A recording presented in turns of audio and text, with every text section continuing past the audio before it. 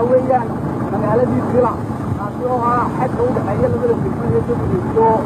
في الكورة وحويا من الآن وحصات يا مركز لقى واحد من قطع سيء أسمع سود حيصير واحد مقالو أي دكتي تكلم في الصور عليه في كل شيء هالجيش فرعون شيء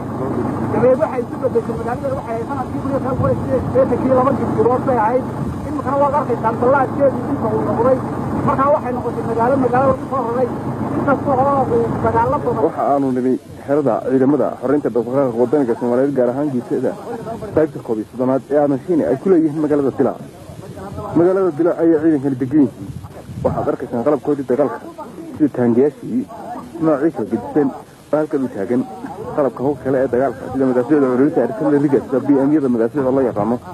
BM-ka madaafyada la yaqaano waxa arkaysan mujaahidiinta ciidamada xoreynta dhaqdhaqaaqa waddanka Soomaaliyeed ee SNM oo xerada tan si caadi ah hawlahoodii wata iyagoo ku jira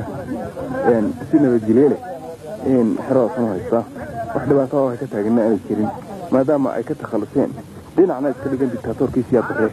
ee deganaa waddanka Soomaaliya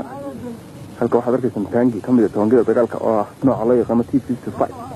oo ay mujaahidiinta ciidamada xoreynta dhaqdhaqaaqa waddanka Soomaaliya gaar ahaan mujaahidiinta qaybta koob iyo soddonaad ee Aadansiine ay dhashada kaga fadhiyaan iyaga oo taatoor diray halka ciidanka sanama jooga warqad buu soo qoray gobolka Awdal codsi buu ahaa ama baryaba dheh abiil bada aanu soo barinay qolada awal gobolka Awdal markaa oo ciidankoodu naga soo jeeday walaalayaal inagu isbaynaan diray dawladdaas ku keendireysay dhan iyo dhasheed baynu nahay waxaanu doonaynaa inaynu soo nimaado oo nabad qaadano annaga naga timaado waraaqdii qoraalka uu haybo madan ku saxay yahay oo naga wakiilada taraskayga salamtuna waa la hayaa oo muusik ka doona insha Allah Sheekh Cabdilaahi baa caawaya oo kooban oo dadku inta badan inta ujeedadii ay been ka sheegaan oo xaqaa'iq aan ahayn dhaqdhaqaaqii SNM dalka qofkii uu qabtay dhammaantii meeshii goobtii ugu dambaysay boorama ayaa ahayd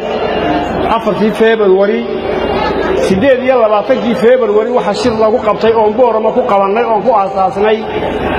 taliyihii ciidamada haystay kolkii uu qoraal noo soo diray aan imika gacanta ku hayo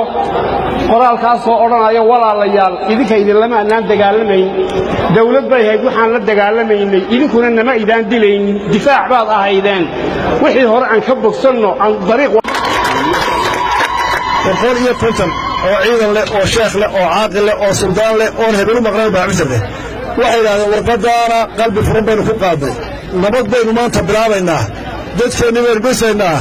hadday iyagu warqad soo qoreen inagu socodaan u tagaynaa waftigii u horeeyay ee ka yimaada awal soo fariinta Aasiya oo Sheekh Cabdilaahi ka mid yahay oo Cabdiraxmaan oo ka mid yahay ayaa noogu yimid banaayo halkaas foolka Sultan Salman Ali Ismail oo sultaanka beesha Samaroon gobolka Awdal sultaanku waxa uu ka mid ahaa odayaashii halkan ka mid soo galay nabadeynta iyo ka talinta beeraha kan ku nool gobolada waqooyi sidii isugu geyn lahayn door libax ka soo ciyaaray sultaanku waxa uu ka mid ahaa odayaashii saxaxay ama shirkii ugu dambeeyay ee ka dhacay Berbera ka qayb qaatay Sultan Salman Ali nasibana aanu halkan dhowr su'aalood ku weydiinay su'aasha ugu horeysay ee aan weydiinay waxay ahayd Sultan Salman waxa dhacday markii la digay heshiiskii xalkiya tahay in ay si degdeg ah isugu soo dhawaadeen labada beelood oo muddo fara badan salaadi ka dhex taagnay iskuna wada gaareen heshiis nabadeed markaas bal heshiiskaas sida ama nabadgelyada sida ay uga dhacday gobolkan ama sidii aad u arkay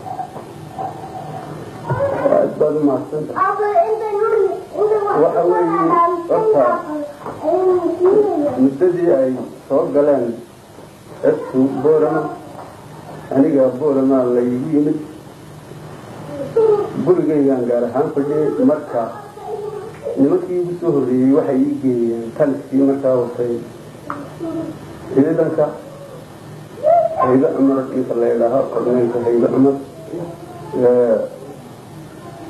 markii halkaa habeenkii aan bariyey aroortii marley wuxuu yidhi sideed jeceshahay sudan ma inaad iska tagtaad jeceshahay mise sideed jeceshahay buu marka waxaan idhi mar haddii halkan aad soo gasheen ma aan tegaya anigu waxaan kuu raacaya Hargeysa ilaa madaxda esta aan kulanno ma aan tegaya lahayn marka dadka dhulka yimid ee sidaad u garanaysaan jabhado iyo askaro iyo dad colaada dhexdooda soo socdaan bay ahaayeen isku wada fikir maaha dadka waxgaradka iyo dad dee wax dila iyo wax qabta uu la yidhi waa jiraan xagga nabadgelyada awgeed hayba aniga wuxuu igeeyey Hargeysa aan rabayna inaan madaxda ku kulanno marka gurigii weynaaye Morgan ka dhisay Hargeysa baa aniga iyo odayo ila socday nala geeyey nabadgelyada awgeed baa halkan naloo geeyey dadka intiisa badani waxay u qaadatay inaan maxbuus anigu halkaa ku ahay laakiin waxa dhaba markii aan boorama ka amba bixin aroortii hayba Umar inuu yidhi haddii aad suldaan doonayso ka bax halkaa iska hooyo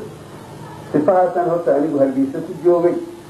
aad baa nabadgelyada loo ilaalinayay gaad baana ilaalinayay dadkii laba nooc buu u kala jabay nooc le waa la xiray suldaanka iyo xaqaa'iqu waxa uu yahay oo ah nabadgelyada oo la sugayay garaadiyaraha iyo ninka dee soo bahaloobay wax jil ama reer hebel baan olahayn fikradaa qaba labadaas meesha lagu kala soocay